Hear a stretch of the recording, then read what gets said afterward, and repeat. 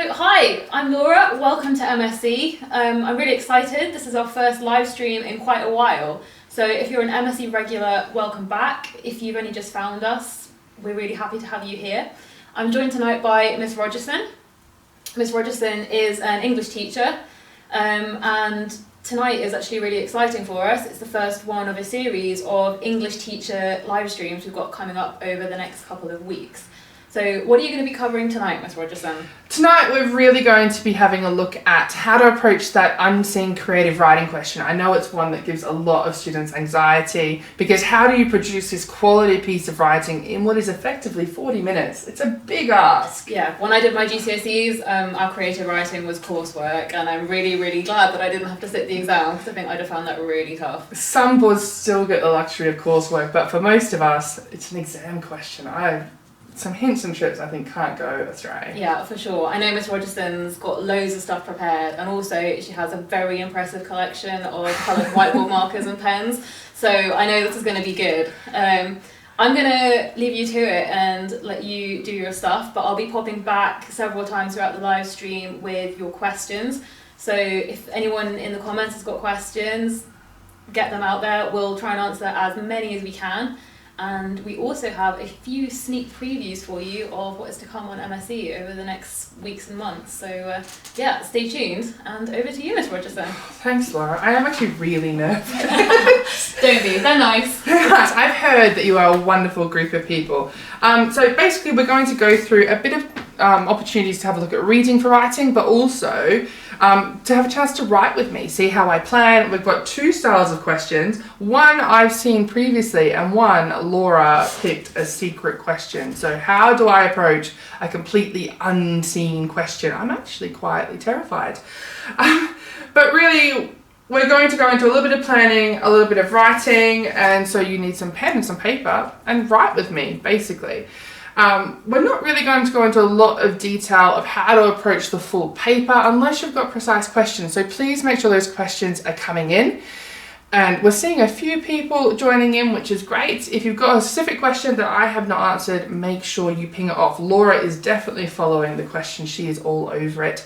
And if you see me having a look over, that's what I'm doing as well.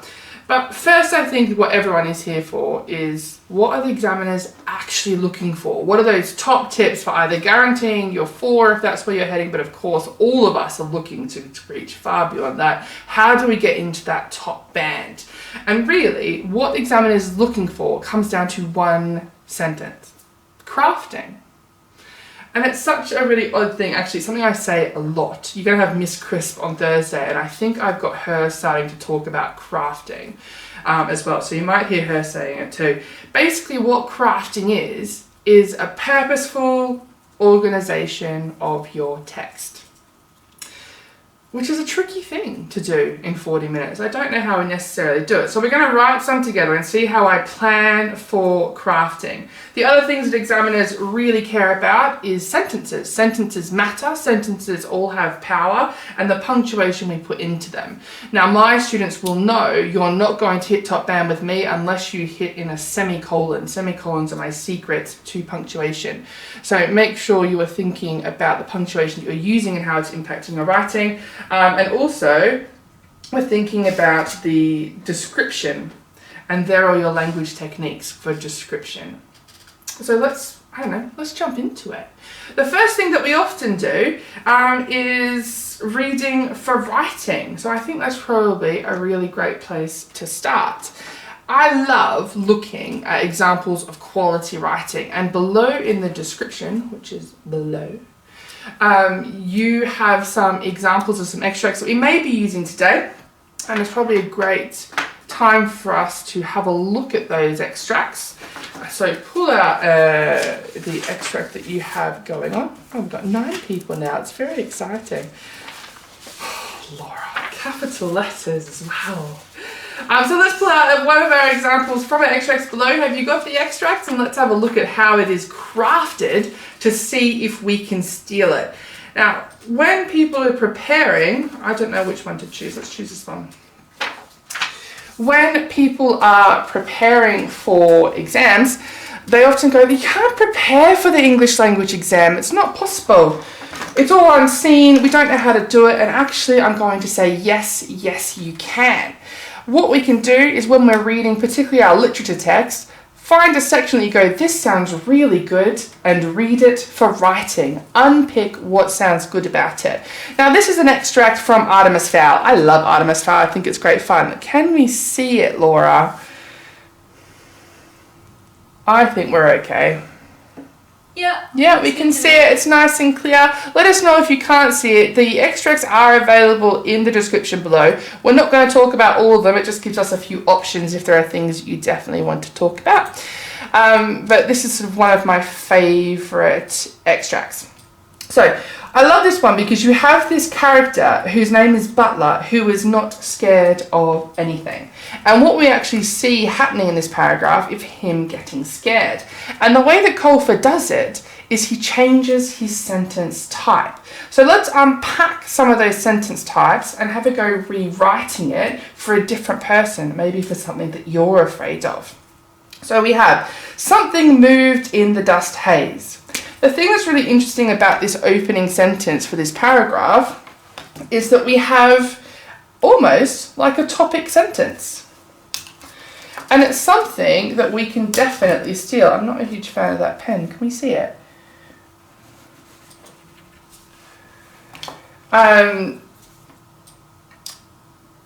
We have this topic sentence happening in here. But what this topic sentence does is it's limiting our perspective. And it limits our perspective with this really general word, something. I'll just write that into my notes. So something, this really general term, has now got me as a reader questioning what actually is there and that we're afraid of. I don't know if we're seeing that properly. It looks okay. It looks okay? Excellent. I'm still getting used to this. So it is limiting our perspective as a reader. And so just like Butler, we are questioning what is actually there. Now, because we have a dust haze, we are effectively blinded, just like Butler is. And this is a really key way for shaping our own paragraphs because we're starting to draw on emotion. The secret to crafting is to ask not what is the story about, but what is the emotion. And the most effective thing we can do is limit what we can see to pull out that emotion. So we have this dust haze. Then, throughout the rest of the paragraph, what Colfer has done is told us everything that it isn't, rather than everything there is. He says it's immediately obvious to Butler that something wasn't human. So the something, repeated again, our noun is still very general, isn't human. So instead of telling us what it is, we're finding out what it isn't. The manservants have been on too many safaris not to recognise an animal when he saw it. And then he goes through all of our options in these really short sentences. He studied the creature's gait, possibly simian. Similar upper body structure to an ape, but bigger than any primate. If it was an ape, then his handgun wasn't going to be of much use. How does this draw out Butler's emotion? Well, we have this short sentence, possibly simian. Now that means possibly a monkey or an ape. Butler, simian, sorry. So we have this short sentence, which helps form the image of what it looks like. And Butler is quite scientific. And so he's trying to control his fear by thinking about things that it looks like. But it also helps us as a reader consider what it looks like. But we still don't actually know what it is. And then we come into this second paragraph where, again, Colfer does this almost topic sentence. But it wasn't an ape. Once again, what it is not. And then he tells us all the reasons why it's not an ape. Apes didn't have night eyes. This creature did. Do you note that change in noun? We've gone from something to possibly an ape to creature. Now that shift in nouns is helping build up what we're actually creating. And in fact, it's building up Butler's fear because a creature is more in line with something monstrous. And then we get this beautiful description within this list. Glowing crimson pupils, half hidden behind shaggy forelocks. And this is really the secret with crafting. It's to alternate, I'm going to change my marker because that one's not working. It is to alternate sentence length.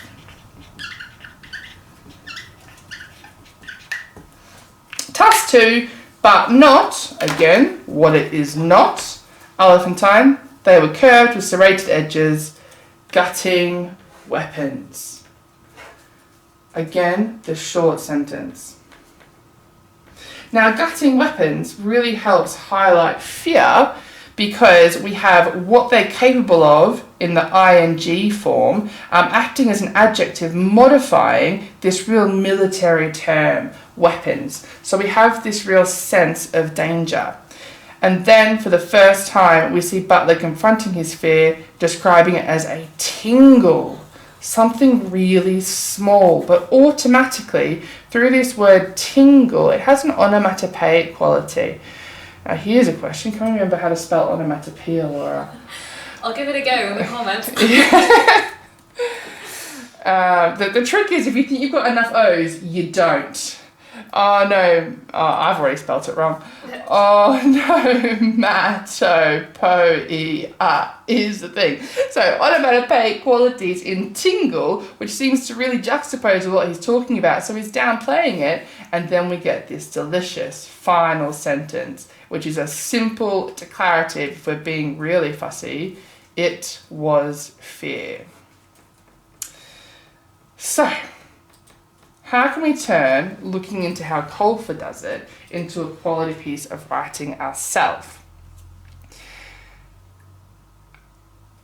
Sorry, I got stuck reading onomatopoeia. Well done, Laura. Look at you. Pulling out onomatopoeia. So basically what we do is we look at the sentence types and sentence structures and see how we go. So the emotion that Colfer is going for is fear. You're welcome to steal fear as well, but let's pull it apart. We're going to just look at this second paragraph. So do you have it in front of you? I hope so. So we'll start with but it wasn't. Tell me something it isn't with a but sentence. So your first sentence starts with but and what it wasn't. So but it wasn't, and then you limit it. And then our second sentence will repeat whatever noun you picked in what it wasn't and tell us why it wasn't that. So if I'm going to go, but it wasn't, what am I afraid of, Laura? What are you afraid of? Yeah, give me something I'm afraid of. I would say spiders, but Spiders. you're Australian. I am Australian. So you can't be afraid of spiders. Spiders They're are everywhere. terrifying. It's a really funny thing, Pride. I'm going to rub some of this off. As much as I love having a whiteboard here, it's not quite big enough. I'll do better next time. So here's my but it wasn't sentence. So we're going to go with but it wasn't a spider. It wasn't. Are you writing along with me? A spider. So we're going to copy Aoife's style and take that noun and repeat it again. So spiders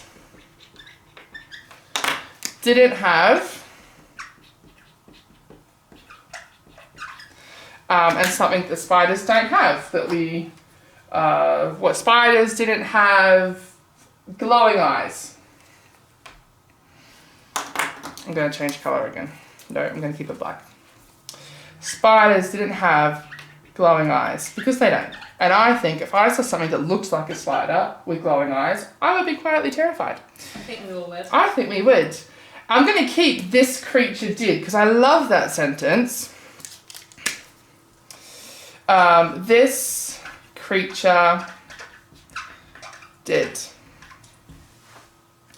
And then we have a beautiful description of what the eyes and the apes, and he had no eyes, what the eyes look like for our spider. Now our spider doesn't have shaggy forelocks, so we can't steal that. Glowing crimson pupils half hidden behind shaggy forelocks. So let's have a look at that sentence structure. Glowing, an ing adjective, a colour adjective, because I'm talking about eyes, and then our noun for pupils. I'm not going to steal pupils, I'll steal something else. I'm going to call them irises. And then we have a compound adjective, a preposition, and then an adjective before a noun. So let's pull that out again. We have an ing adjective. We have a colour adjective.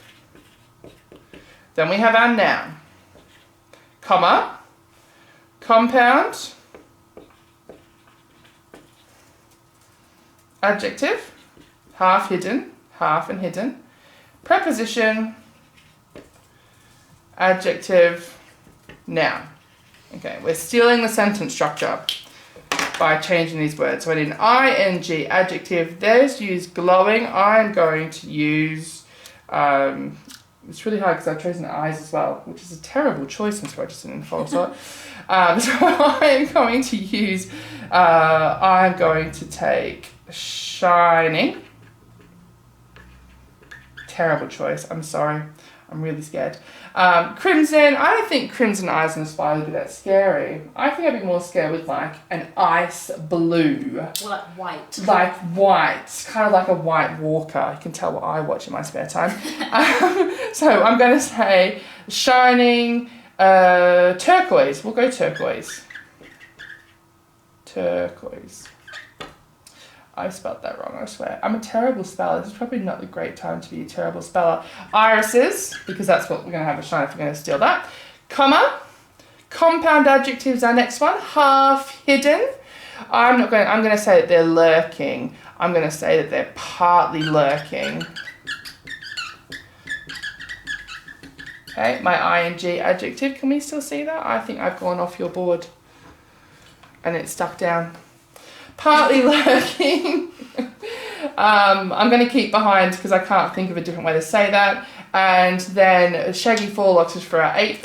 We're going to steal that and we're going to replace it with bristling.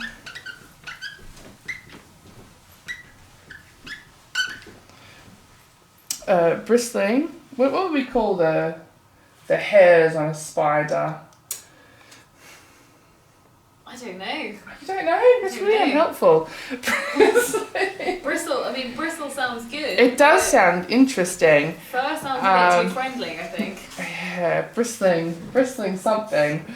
I'm going to call them bristling fangs. Because I reckon spiders have them up around the top. Did you write with me? I'm going to stop writing there because we have some great videos coming up. But see what we did? We read for writing by unpacking the sentence type. And now I think I have a fairly decent thing to be afraid of. Yes, I agree. I'm terrified of it.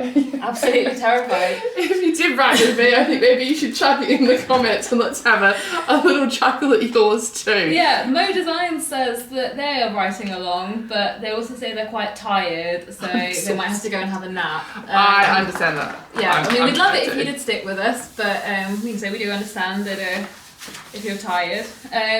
We do have a question from Winkfish, who was asking what grade is this for? G'day, Winkfish. So I do this with all my grades, actually.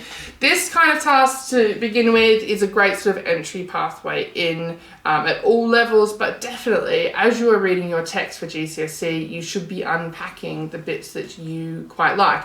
Artemis Fowl we usually do in Key Stage 3 as a study text, but great writing is great writing. So it doesn't matter if it's not something you would generally read, it's definitely something that we can steal. Great.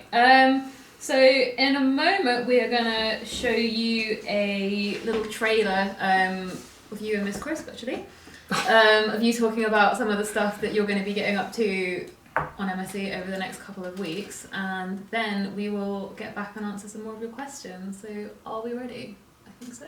Let's have it. Okay, we've got a question from Abby about tips to write about Blood Brothers.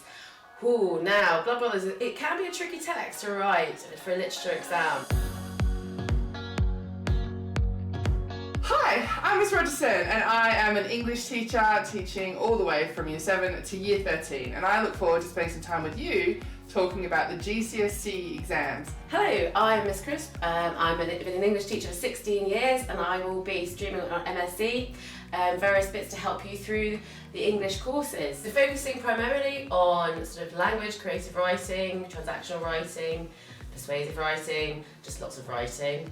And then possibly moving on to literature. Yay! So a bit of poetry, a bit of unseen poetry, because we know that sometimes that can be a bit of a crazy time and a bit the nerves kick in. So we're going to focus on things that we think will be really helpful for you. We're really looking for those hacks with how to approach exam questions so that you can get the most out of the exams and really show off everything that you know. And hopefully even enjoy it. I often get asked, what is the hardest thing about English? And people say it is quotations. Well, we have a few hints and tips coming up to how to learn quotations. Join us here at MSE on Tuesday from 7:30.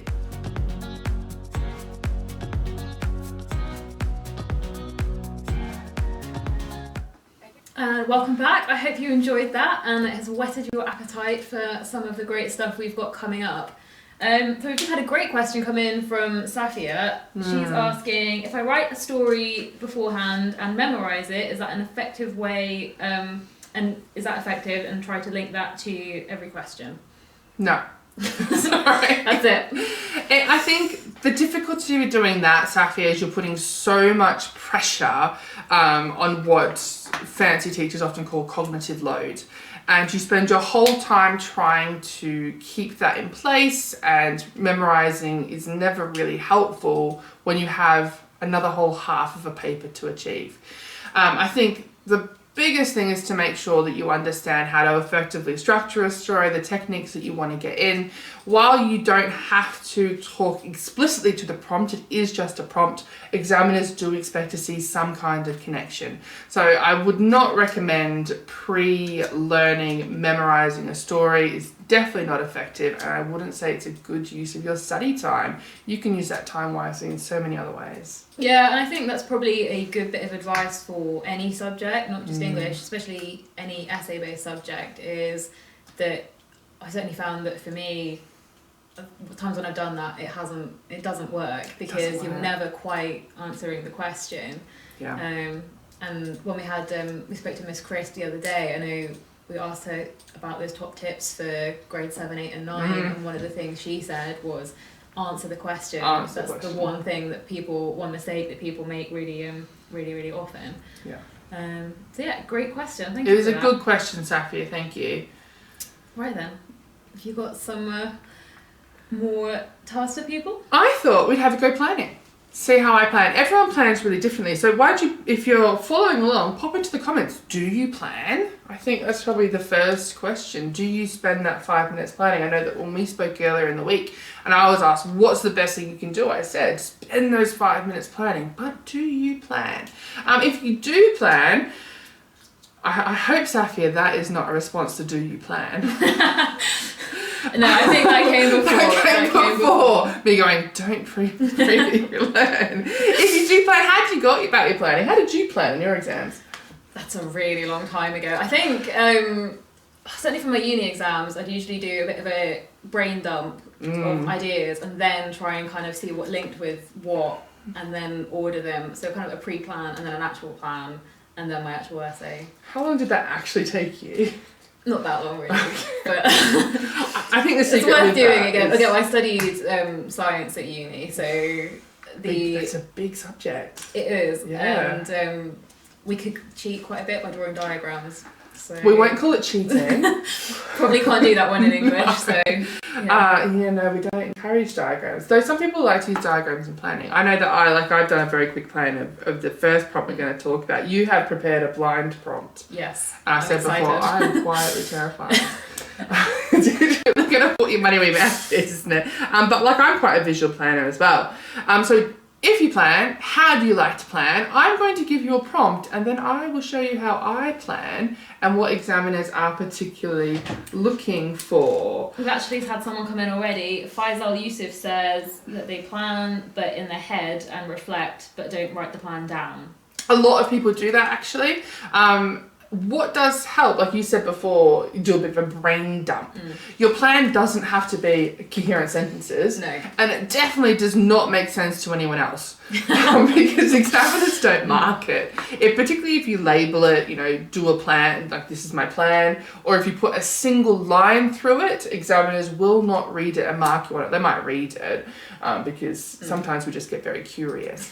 I know. What's going through their mind? Right. We'll see what the progression is if it's not quite finished. I think a lot of exam boards, I know AQA are definitely now actively encouraging planning for this question. They do give you space for it and they expect you to use it because it is the most effective. I think in the examiner's reports, I know that you pore over them religiously. I do love me a They good examiner definitely report. say this question every time: students who plan well do well.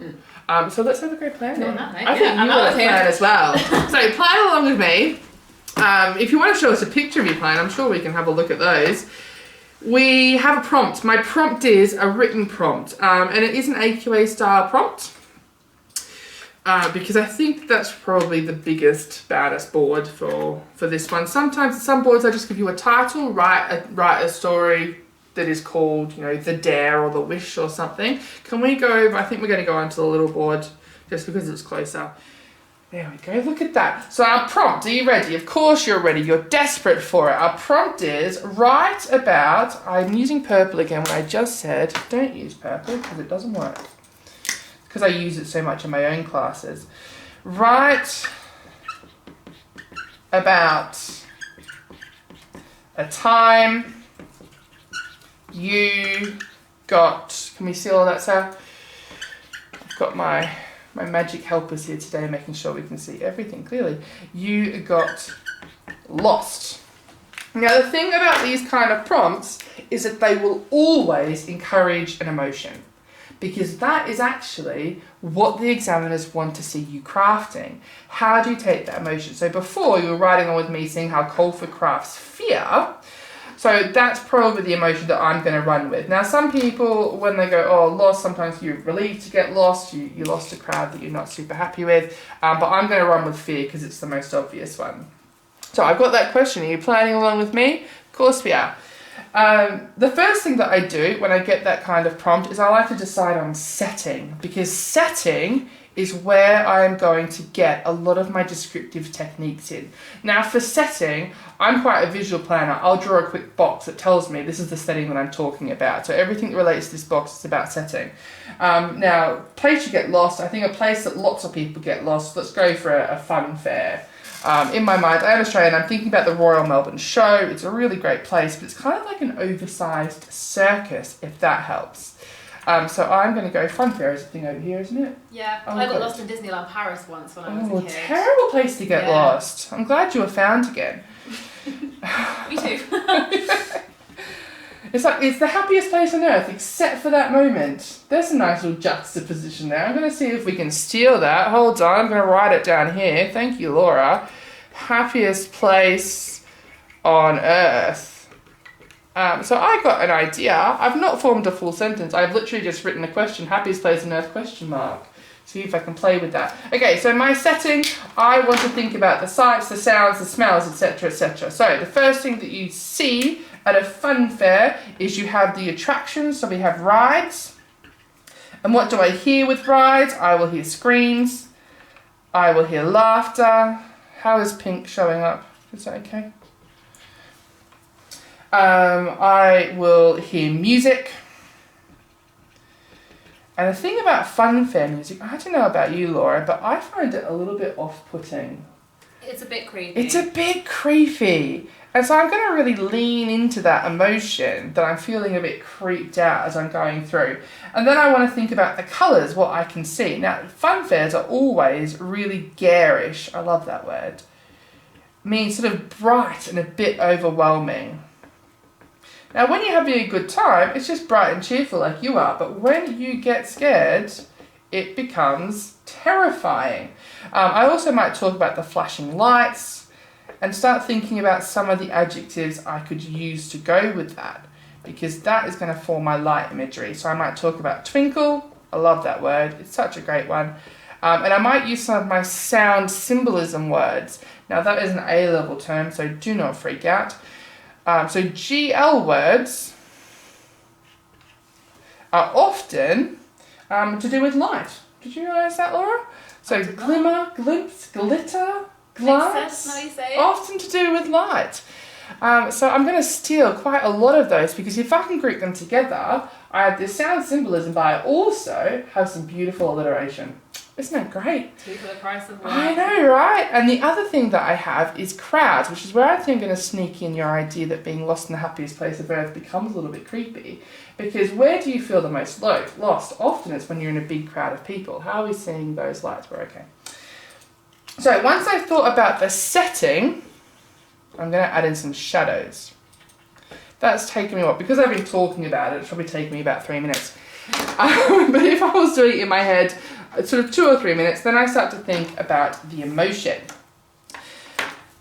Where do you like to start with a story is a real question. Do you start with the setting or do you start with that moment, oh my goodness, I am lost? I like to plan for both and then draw a box around it. So I'm going to track my emotions down the side. Now some people like to draw a little emotion roller coaster because that's how it should be. We should be letting our emotions go up and down, otherwise it is exhausting for the reader and the examiner. They don't want to be exhausted. They've got to mark hundreds of these. So you might start with the emotion at the beginning. Maybe you're calm or joyful because you're hanging out at a fun fair with your family. We still see that? Good. And then you are lost. Oh my goodness, I am lost. What's the emotion that you you immediately have, look at me making up words, you immediately have when you're lost? It is probably this moment of realization, and we have a spike of fear. Now, if you are anything like me, you then try and talk yourself out of fear. I definitely try and do that. You kind of, rationalize it, like, it's fine, we're going to see people again. So you have a bit of worry, but you try to stay rational. Now, why is it important to keep this emotion in? Because remember our emotional roller coaster? We're calm, we have this immediate spike of fear. You have to bring me down from that so that when I start to panic, it has a greater impact. If we go from feeling a bit scared to panic, we've got less of an emotional jump there. And so you're not actually carrying me up with that emotion. The secret is an emotion. So you're going to bring me down from the fear. I'm going to come down a little bit. I'm going to use longer sentences. I'm going to pull in some of those semicolons. Remember I said examiners are always looking for that fancy punctuation.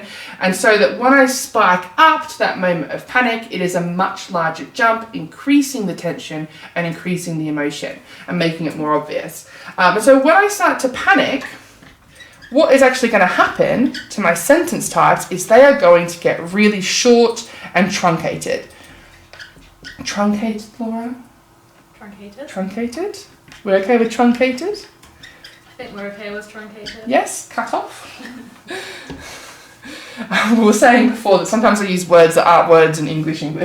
So make sure you have to translate or put it in. And then so once I've panicked, I want to bring me down a little bit again. And that I'm going to bring in a little bit of hope. Now you might want to end there, but I'm quite evil, so I'm not. I'm going to end on a spike of fear. So once you have your emotions tracked, they're actually going to inform your sentence length. And they're going to help you craft your paragraphs. For instance, if you get to your realization that you're alone, the thing that makes the most sense there, paragraphing wise, is actually to reflect your isolation by using an isolated line. Now we might steal in Colfer's way of using a topic sentence almost. So in an isolated line, I might put a comment in here, something like, I am lost. So that sense of realization in a simple declarative sentence, isolate in the line, but you might like to truncate it further and just go straight for that verb, lost. Then you have to decide where you're starting. And that's probably the last real step that you're going to decide.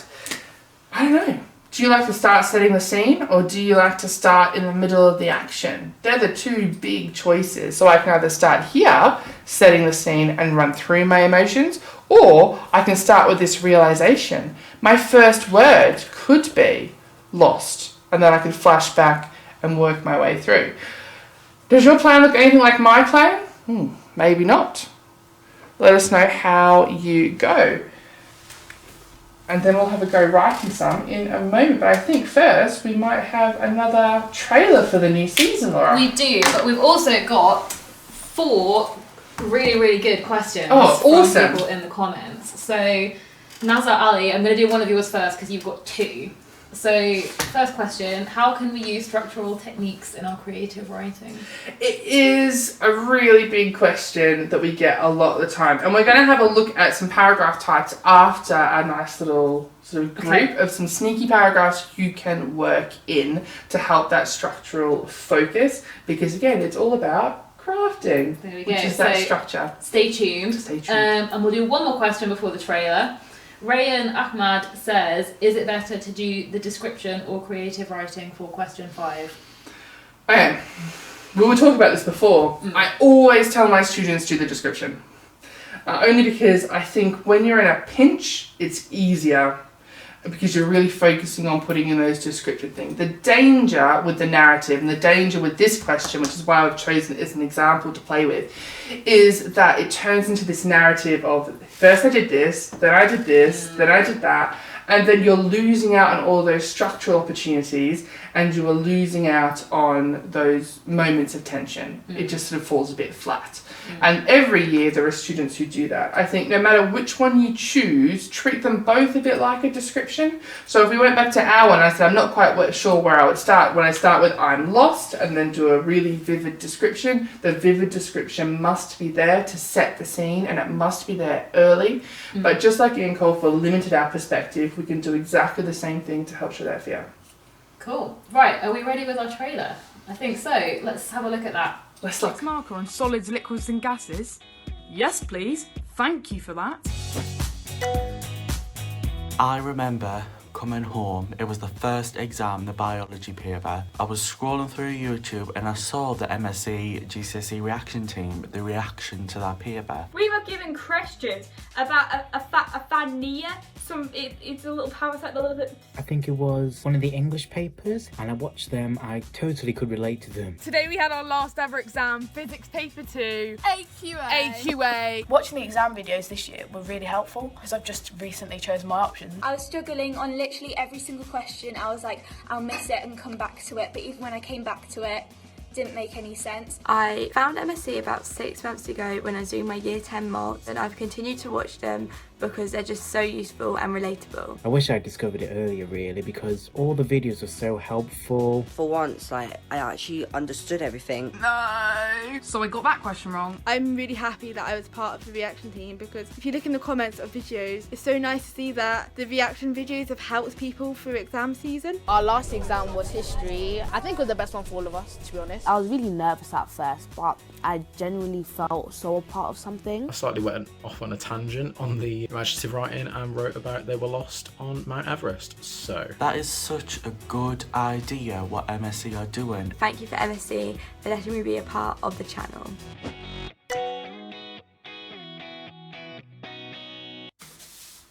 And we're back.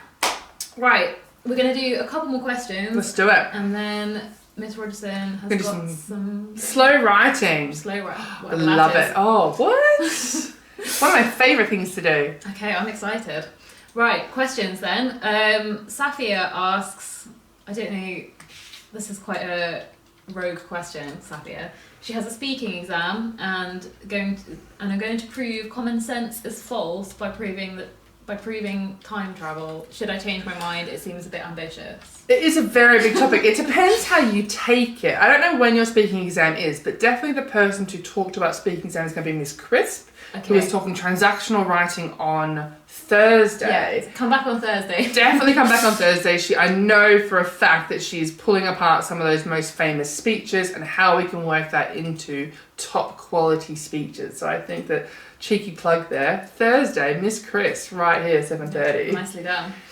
And one more question from Nasser Ali.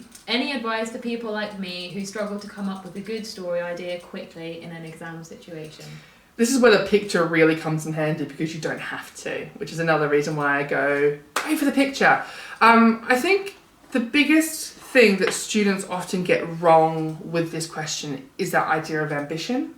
They try and tell me this really long narrative. Actually, you don't have time for that. What you effectively have time for is a scene, a snippet that's well written. Really, most students can write about 500 to 600 words in the roughly 40 minutes they have available to them. So that's on exam paper, because exam paper is really different to exercise paper. You're looking at about 2 to 2.5 exam pages, which works out to be about 1.75 pages of a normal exercise book. Okay. If you're really thinking about your crafting, which means you slow down a little bit, you're not going to have time for much more. So don't try to tell a massive story.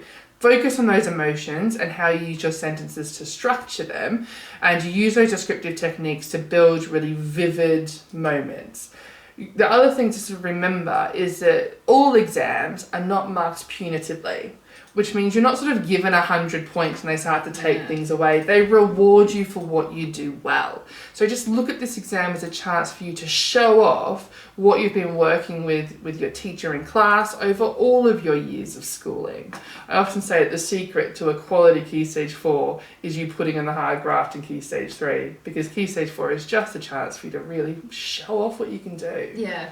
So a question I know we've been asked before in live streams or on videos is like, how much should I write for this? And you're kind of saying that it doesn't matter how much you write as long as what you're writing is good, or there's a few different variables, because particularly for those students who are looking for top band, we're looking for something called sustained writing. Okay. So evidence that what you're crafting is something that you can do across a whole text, rather than just something that you can do one-off in a paragraph. Yeah. You know, with my A-level students, we're often looking for what we call patterning. Right. And I say, if it appears once, it's a coincidence. If it appears multiple times, you've done it on purpose. Yeah. And that's what crafting's all about, that you've done something on purpose. And repetition, I think, is the easiest one to sneak in there. And I think we'll have a go crafting a repetition paragraph. Excellent. See how we go. Okay, well, keep those questions coming in. Yeah, there's been some really good questions, so keep them coming, and I'll hand back over to you. Thanks. Okay, so we're going to do a little bit more writing. So are you writing with me? Of course you are. Are we seeing many examples, Laura, of some quality writing? Sorry, what's the question? Are we seeing any examples, Laura, of some quality writing? In the comments? Yeah. Not yet. She's going to have a flick through. Make sure you're sharing some of your great writing, because I bet we have some great writers with us. Okay, so one thing I like to think about are different kinds of paragraphs that can shape our ideas. Now, because I'm going to start with my realization moment, my opening sentence is going to be a short declarative, and I'm going to start with lost. Now, I've got probably 3 options of punctuation here that I can think about. I can do an exclamation mark with that lost. I can do a question mark where I'm going, lost? Am I really lost? Or I can just make it a statement, lost. I think I'm going to go with an exclamation mark because I want to raise that tension automatically. It all depends though on how you follow it up. Now, if I chose to put the question mark, I should then follow up with some kind of rhetorical question. Cheeky way to slip in a rhetorical question there. I'm going to continue this with another with a declarative description of what's going on around me, but I'm going to craft one of my favourite paragraph types, which I've actually stolen from a great teacher called Mr. Curtis. If you have Mr. Curtis, thank him very much, because he's amazing. And he calls it the no, but there was. Now, you may have seen this paragraph type before. And the thing that I love about this structure, thanks to Mr. Curtis, is that we have 2 things happening here. We have the repetition, one of my favourite things, of this sentence opener, no. Now, of course, you know from your study of literature, this is anaphora, or anaphora is how it's supposed to be pronounced, but I never say it that way because I like to remember how to spell it. So we have no.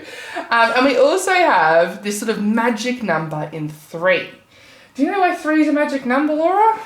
I don't know. So many times we have 3 little pigs, 3 wishes, 3 wise men. We love a bit of 3. It's because in our little human minds, 3 signifies completeness. Okay. 2 is too few, 4 is too many. You can, of course, give over 4 if you want to have an idea of being overwhelmed by something. And if you did that, think about using semicolons in like a listing fashion, which is the easiest way to work semicolons into your work.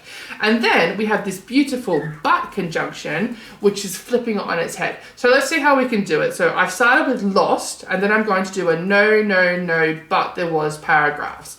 So I'm going to start off with things that are missing when you feel lost. Now remember, I'm at a fun fair, I'm surrounded by people, I'm noticing people, I'm probably looking at everyone. So I'm going to start off with no friendly faces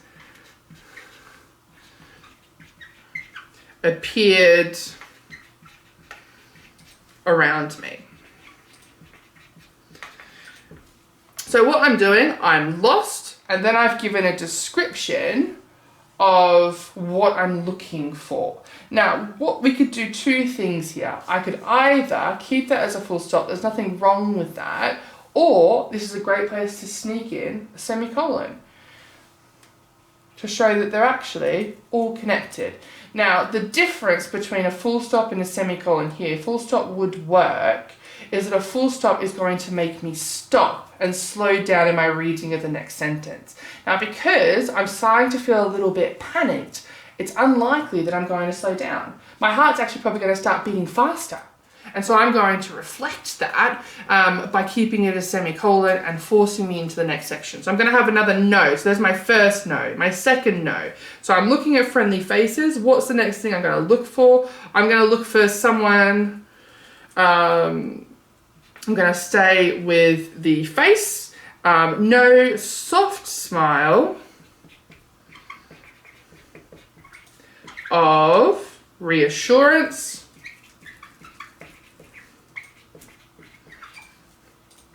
And then that's my second no. Now what I've done here, because I'm being really clever, look at me showing off, is I've gone from face, friendly face, what's friendly about a face, a smile, so I've focused next to my smile, but because I want to keep the idea of being calm, because I'm joyful, I've used some sibilants, because sibilance softens things.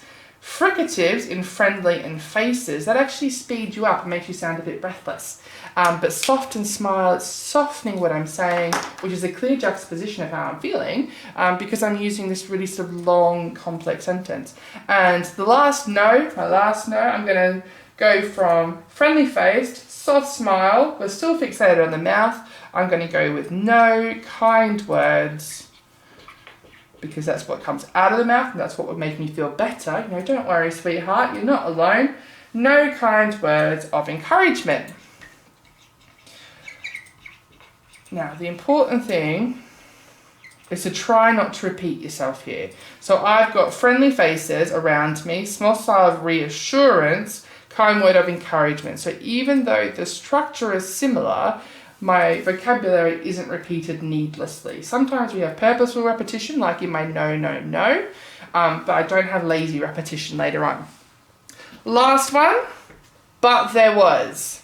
So I don't have any of these things. What do I have instead? Now I'm trying to lead into that glimmer of hope, if you remember, that was my next emotion. But there was a glimpse. That's my GL word, Laura. We love them. I love them so much. A glimpse of, are we still following me? Say yeah. Of the, now, what would make you feel reassured if you're lost in a crowd of people, a glimpse of something?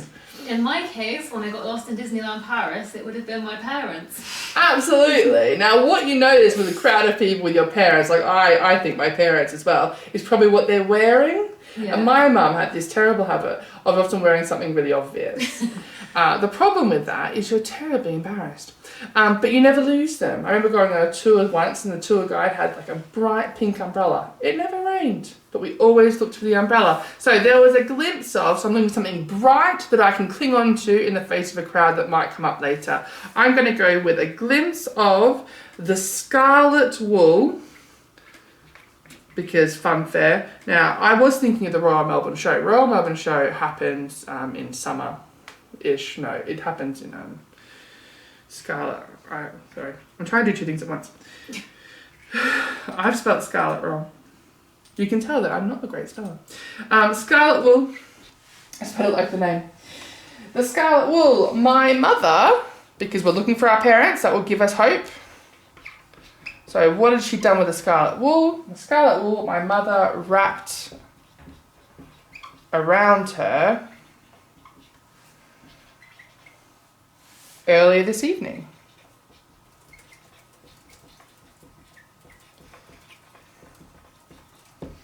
So there's my no, but there was paragraph, and it's a little bit cut off there, so I'll read it again. So my first opening sentence is lost. No friendly faces appeared around me. No soft smile of reassurance, no kind word of encouragement. But there was a glimpse of the scarlet wool my mother wrapped around her earlier this evening. Now that doesn't quite feel finished to me.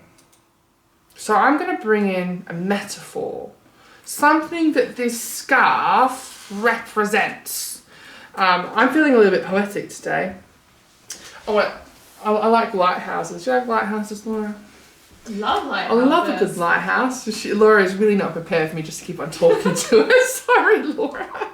I've run out of room on my whiteboard though, so I'm gonna put a star there. Hopefully you can follow me up. So a lighthouse are often there so that we don't crash into rocks. Yeah. Very helpful. Another word for lighthouse is beacon. So I'm going to steal the metaphor of a beacon. A beacon is a light to help give you a message of safety or of danger. So I'm going to use the metaphor of a beacon, and I'm going to add it onto the end here. I know I've had to skip up there because I've run out of room. A beacon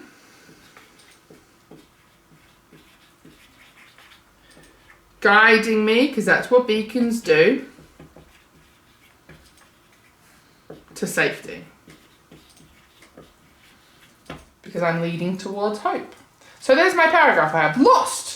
No friendly faces appeared around me, no soft smile of reassurance, no kind word of encouragement, but there was a glimpse of the scarlet wool my mother wrapped around her earlier this evening, a beacon guiding me to safety. The next thing I should probably do in my proofreading is double check my punctuation. Is there a better punctuation choice there? And I think there are probably two punctuation choices which are better. And this is absolutely what you need to do. So I'm going to change colour so you can see the changes I make. I'm actually going to change this first semicolon, because I think that would be far better as a colon. Do you know how to use a colon, Laura? It's one of those ones that people just forget exists. I'm a fan of a semicolon, but I feel like I underuse a colon. I think colons are a great way to show off you're thinking about things, because you can put in a colon and then give extra examples or extra details about something. Yeah. I really love a colon in literature essays when you're not quite sure how to introduce a quotation and you don't want to say a quote that shows this is, just use a colon and go straight into the quote. It's perfectly acceptable. And it saves time. And it saves time. Don't do it all the time though, because your examiner might get a bit cross. But it's definitely a really effective way to launch into an example. So I'm going to change that one to a colon, and the other piece of punctuation I'm going to change is actually after this evening. And I'm going to change that to a dash. Now, you can leave the full stop there if you want to. Put a dash before A. And I'm going to get rid of that, so that has to now be lowercase. So now I have this extra information to describe the scarlet wool scarf. So I'm connecting that even closer. So now I have a really structured paragraph which has effective repetition, but also that contrast with a but there was, which I think is kind of helpful. I'd really like to see your no, but there was paragraph, and I think kudos again has to go to Mr. Curtis, who put me onto these amazing paragraph structures. I've got a few minutes left, don't I? It's alright. We're gonna fling to another thing. Tackle some questions. Yeah, let's do that. Our next trailer. Let's read some more no, but there was paragraphs in the comments. So we've got actually a really good question from Yorick Lynch here, which is really relevant to what you've just been doing. Question is, I have a bit of trouble with punctuation and making my sentences too wordy. How can I tackle this? I think you have to decide which words you want to keep and which you want to get out. Good advice. The secret, I think, with punctuation is making sure that you're varying things and understanding what they actually do to the emotion. So if you have really wordy sentences, what you're doing is slowing the reader down. Is that what you want? And often it's no. Try not to have a lot of wordy sentences together by having a look at what's being really wordy and crossing some of that out and making those sort of short sentences in the middle just to break it up. The other thing that's really helpful with wordy sentences is to pretend you're doing it on purpose by using an embedded clause introduced through the dashes either side. Okay. So that you can have a sentence, and I haven't got a practice one. So whatever your sentence is, so you split the clause by putting the beginning clause and then you have the middle A positive detail with that dash embedding the clause. And then you have the rest of that. And all it does is it really splits up what you're trying to say and puts the focus on that wordiness is now just, something you've done on purpose rather than just getting overly wordy. The other thing I think it was Hemingway who said, kill your babies. Excuse me? I know. I'm pretty sure it was Hemingway. I'll have to look that up, someone. So when you're practicing, and it's really important that you practice this question, don't go, oh yeah, I've been writing creatively for years, I'm fine. Get out a Sharpie, something really dark. Don't get a whiteboard marker because you can still see through it. And cross stuff out so you can't see it anymore. Kind of like blackout writing, if you ever did blackout poetry. And then you start to really think about, is this word actually needed? And if you cross out half of it, well, let's not be that mean. Let's cross out a third of it, and it still makes sense. You actually have this really purposeful kind of writing. I think the last one that I really recommend is to think about your sentence structure. Can you change the subject? So for instance, if you said something like, I'm going to rub this off. I was laughing. Can we get back to the whiteboard? So.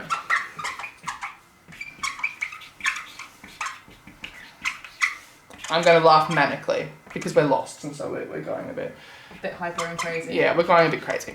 Okay, so if I have lots of these sort of sentences where you have subject, verb, adjective, it kind of gets really boring. So what I can do is I can look at my verb and go, actually, what's the noun for that verb? So my verb here is laughing. Yeah. What's the noun for laughing? So you have laughter. Laughter, well done. So now what I've done is I've completely flipped what the focus of my thing is, but I was still talking about laughing. And so I can personify laughter. It looks like I'm having a bit of a moment of crafting, and I'm avoiding that repetitive thing. So laughter echoed, I can still keep manically, can't I? Manically. Off, where are we going to be in our fun fair? To make laughter echo around. In the haunted house. Oh, wow!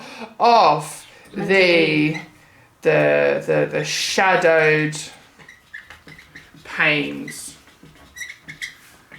of the haunted house.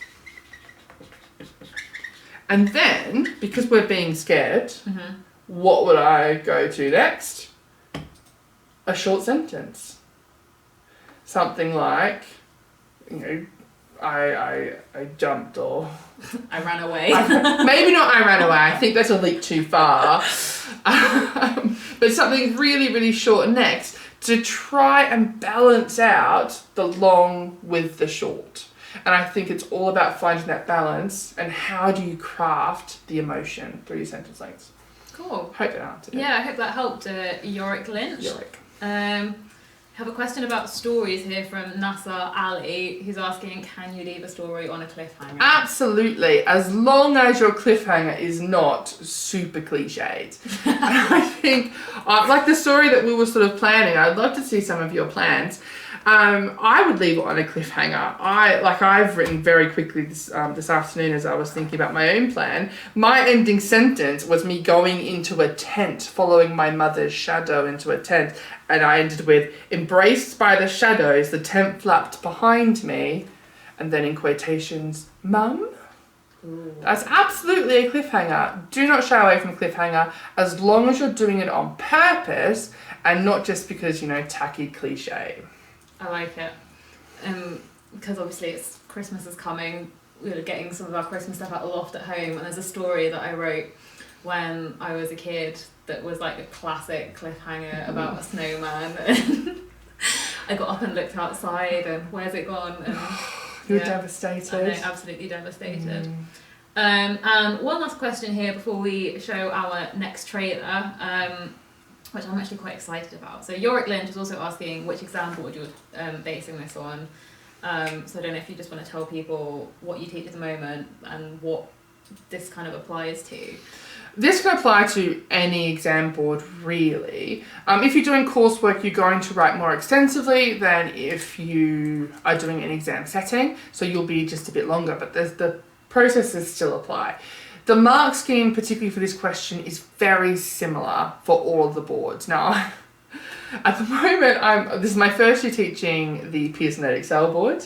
I've taught AQA for many years, but I've also taught the Welsh board for language.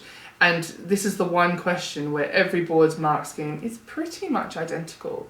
Top band responses have a good grip on punctuation and using it effectively for crafting, variety of sentences, a sustained creation of voice or character or description depending on what task you're doing, and a full range of those descriptive techniques. And every single board wants exactly the same thing. There you go. So yeah, people in the comments, there's a couple of people saying they do AQA. And then I'm very excited, we've got somebody from Norway watching who does IGCSE. How exciting! So I'm very excited. Thank you very much for tuning in, Faisal Yusuf. So I think we're going to get our next trailer lined up before we do our last little exercise. It looks good. Wow, Reggie Cass, your true colours have really come out now, haven't they? Hardtop's a psychopath. Someone used to call Childline because Alice is being abused.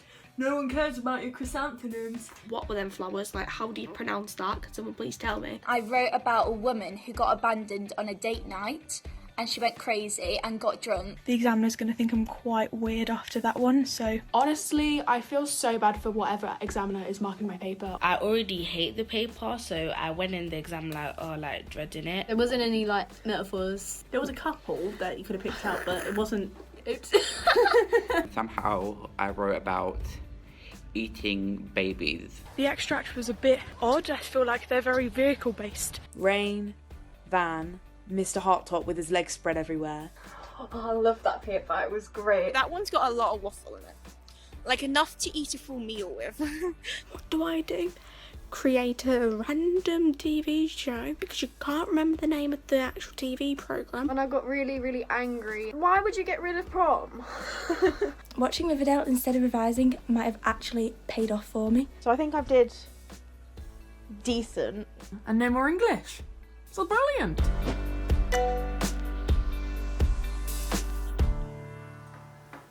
So I hope you enjoyed that little video. I think it's absolutely hilarious. This is a bit of a throwback to our GCSE reaction team we had during exam season. Love a good reaction video. Yeah, talking about all of their English language exams. Lots of people complaining about the Hardtop and Alice question and chrysanthemums.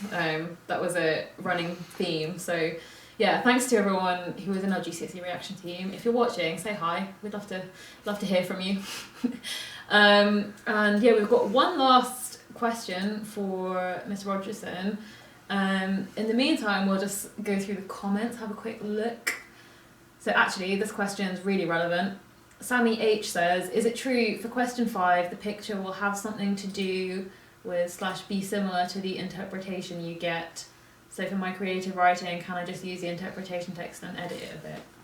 Does that make sense to you? It definitely makes sense to me. Okay. The short answer is be very, very careful, particularly for this paper, because the examiner does know what the interpretation text is, and if you write too closely to that text, you then sort of have plagiarism issues. So remember that plagiarism is a thing, and we're looking for... Plagiarism is bad. It's definitely bad, and the consequences of plagiarism for exam boards are quite severe. Okay. So if it's not your idea, don't use it, basically. They will have a similar idea to them. And typically, I've been talking a lot about tonight about writing for emotion. And typically the emotion will be similar. So you might get a story, I know that we had one a few years ago, of a boy who was out by himself and he was playing by himself, and then he comes back and he finds out his family's all gone. Ooh. I know, it's terrible. It's a really great story. And that was the base text, and then the writing question, you had options between, a time that you were playing a game or a picture that's something like that. So they'll share a thematic link, but they won't be super close. Okay. The paper 2 for AQA, the transactional writing for everyone else, they're usually a bit more closely aligned. And I'm sure Miss Chris will talk about how you can make the most of that on Thursday when she talks about transactional writing and those approaches there. Short answer then is please don't copy, because examiners will know and you will get in trouble. But the theme's the same, so you can sort of steal the progression of emotions as long as what you craft is uniquely yours. Okay, there we go. Thanks for that. Yorick Lynch is asking, are we going to do a study session on language question 3, because that's the one they struggle with the most? You're going to have to help me out. What is language question 3? That was the structure question. I believe we're talking about the same board. And it was the one that I said to you just before in the break. I'm like, no one's asked about the structure question. I was sure we're going to talk about the structure question. Could you please follow up, Yorick? I think we're talking Yorick. Was he the one who asked the question? Yes, it was. Do you have any specific questions? Yeah, which specific things do you struggle with? I think the things that most people struggle with that question is actually, what are examiners looking for? And that is a very easy answer. Examiners are looking for anything that changes in the text, that draws your attention to it. So what we're really looking for is what's happening at the beginning, where in the middle does that change, and how does it change, and how does it end? There's been a really nice sort of pattern lately with a sort of a circular text, where the end kind of recalls the beginning in some way. Okay. And so you can talk about that. If the end recalls the beginning in any way at all, the reflection that the reader goes on. So often we're looking for, there's a few things you could look for. To really simply, beginning, middle, end is what you're looking for. Terminology is where people really get stumped. Okay. So anything like the focus, what do you focus on? Does that focus shift? What are the perspectives? The point of view, is it first person narration? Is it third person narration? Who will be following? If there's any dialogue and where the dialogue is introduced. The setting, how the setting is presented. Are you given sort of a big description at the beginning, or is it limited view? One of the extracts that we've got that we're not going to talk about tonight because it was really just there as an option is the Neil Gaiman one. Have a look at that and how it's structured, because you definitely have that shift in focus throughout the text, and it's actually a really good one to think about. So you think about how our attention is drawn out in the opening. So our attention is quite limited. We're only looking at the knife and the things playing off the knife, and how through the text, if we were filming it, the camera zooms out and then zooms back in again.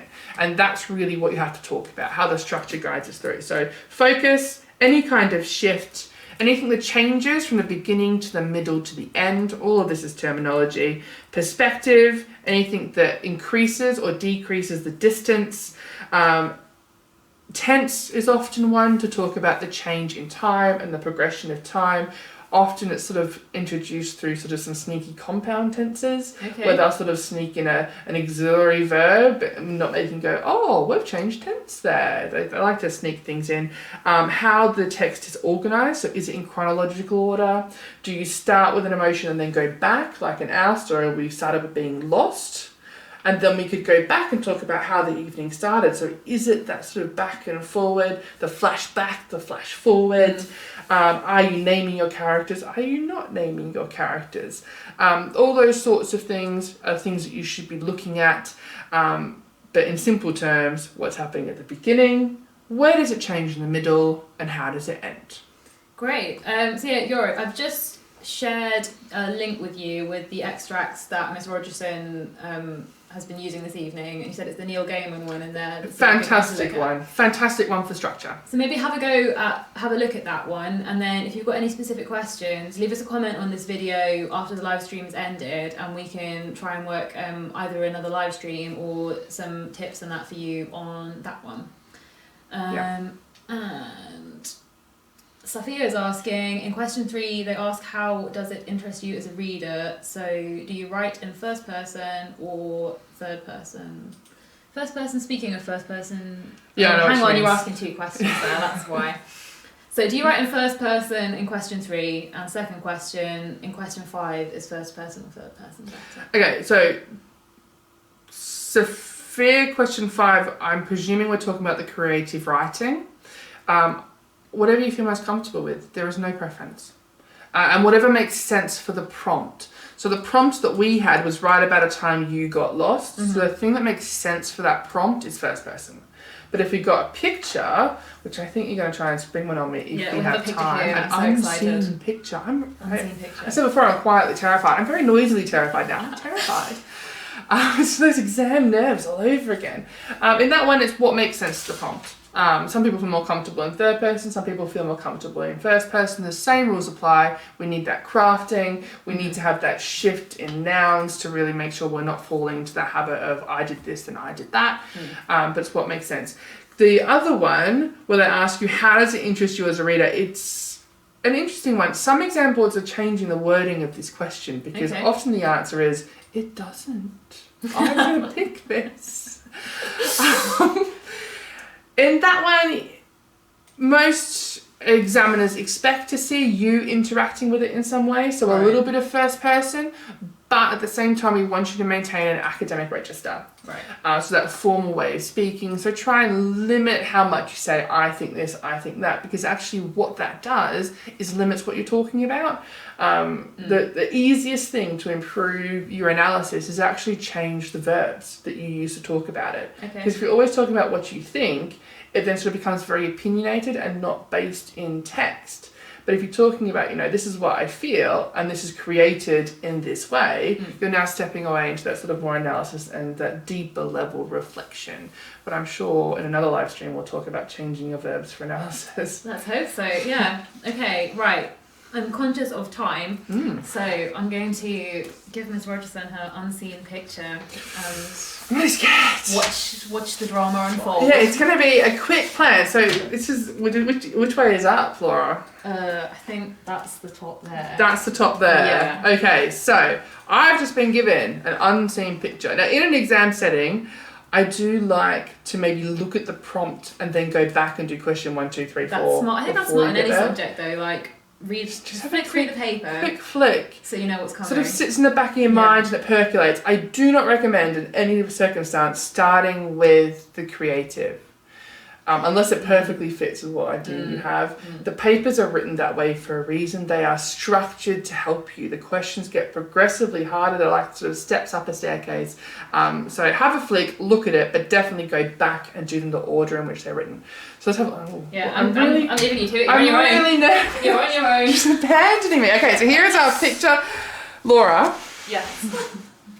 This is a terrible picture. You said it has to evoke emotion. I do. Emotion in me. What emotion does that evoke in you, Laura?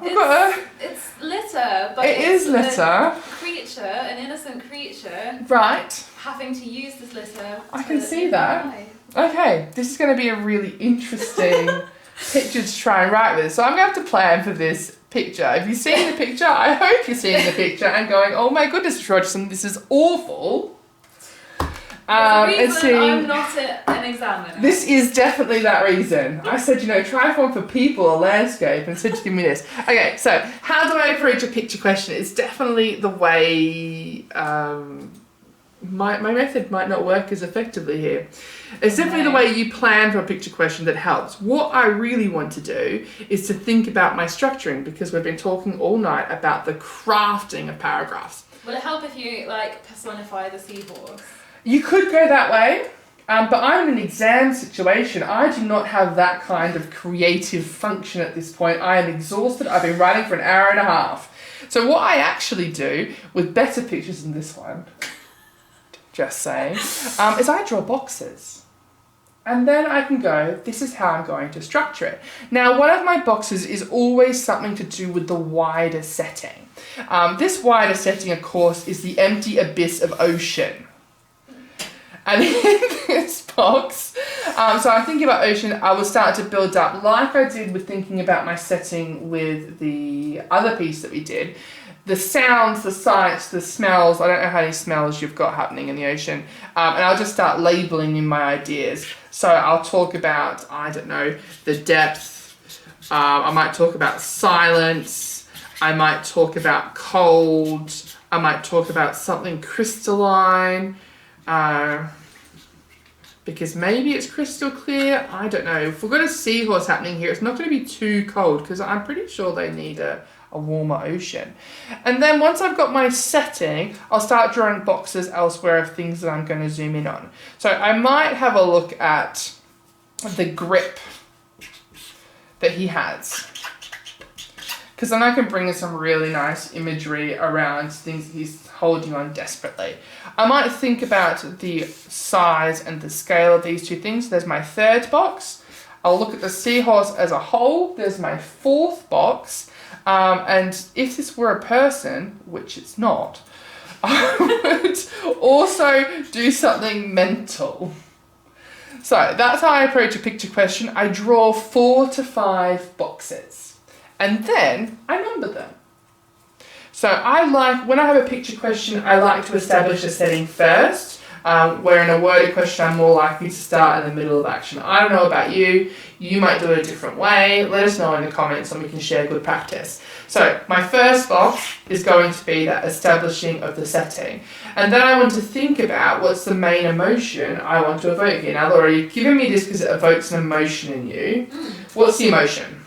Well, in me, it's it makes me kind of sad and also quite ashamed of the stuff that humans have done to the planet. It's kind of taking advantage of things that are less fortunate or less fortunate than us, and kind of exploiting. It's those sort of emotions. So if I'm going with shame and the idea of littering, then I am now putting myself in a place where I'm observing this seahorse. Mm-hmm. So I am seeing this scene. In which case that's changed my perspective of my story, hasn't it? So I'm now talking about this seahorse as a character, and I'm thinking about that grip. So he is holding on to that piece of, it's a cotton bud, isn't it? Yeah. That's what we call it over here. It's okay. What do you call it in Australia? I can't actually think of swamp, I think. So he's gripping onto that as if it's a long-lost treasure. So I might hold on to that idea of it being a treasure and make that my recurring metaphor. How about kind of thinking about what it should be gripping onto instead of what it is gripping onto? Okay, juxtaposition. And then I could use one of my other favourite subject sentence types, a juxtaposition of where before, now there is. Where before, now there is. Where before, this is where, I said before I've got terrible handwriting. Sorry everyone. I'll try and write clearer. Where before, now there is structure. Now examiners really love these kind of ideas where we're thinking about how I've got two ideas coming together. Remember, it's all about conscious crafting. You're doing things on purpose. And so wherefore now there is can really effectively replace a no, but there was sentence. So you can do the same thing. Where before there was three things, using a semicolon because we're compacting. Now there is things. So we can think about things. So if we're going to our cotton bud, things that they used to hold on to. So like coral or Coral. seaweed or yeah. So before, coral, seaweed, playful fingers. I remember when I was first teaching, I had to go on a camp. I got to go. Rephrase your have to's to get to's. And one of our tasks on this camp was to count endangered seahorses. That sounds like a It was amazing. And if you're with seahorses, you put your finger out, they come, they grip onto your fingers. So I'm going to go play for fingers. So we've got these really joyful, natural things of visitors. And then I have a now there is this cotton bud. And so we have that really clear juxtaposition and that conscious crafting. I really quite like that image, so I might actually move that image to first, maybe. So we have deathly science, then we're going to talk about I've spotted the seahorse, that's going to be my second thing. My third thing is going to be talking about the grip with my contrast of the cotton bud, and then I'm going to personify our good friend the seahorse, personify. That's going to be my fourth paragraph before returning to my overall setting image for my fifth paragraph. And that's how I approach a picture question. It looks a mess, but it makes sense, and I think that's the important thing. Your plan makes sense to you, it's done really quickly, but it's always thinking about this conscious crafting. Wow, that was a crash course. It was a crash course. How to attack a picture question. So it's a tough picture. I'm sorry. Horrible. You did a great job. I enjoyed that. I hope you did too, everyone who's watching. Everyone seems to have gone a little bit quiet. We don't have any more questions really. That's okay. So what we can do is plug Miss Crisp's stream on Thursday. So I will be back on Thursday with Miss Crisp, who is going to be tackling transactional writing. Transactional writing, yeah, all those persuasive techniques. She is an absolute whiz at it. Excellent. So speeches, I think, as well as... Yeah, we're having a look at... I think she's going to start with some speeches, really key speeches. Think about the speeches that really impact you. She'll bring some that really impact her and really unpack why they are useful and helpful and able to help us craft our own amazing persuasive text in transactional writing.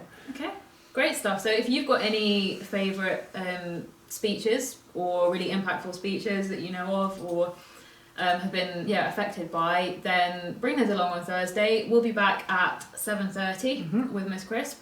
And we'll see you then. So thank you so much for watching. I hope it was useful. Leave us any comments. Give the video a thumbs up if you enjoyed it. And we'll see you soon. Thank you.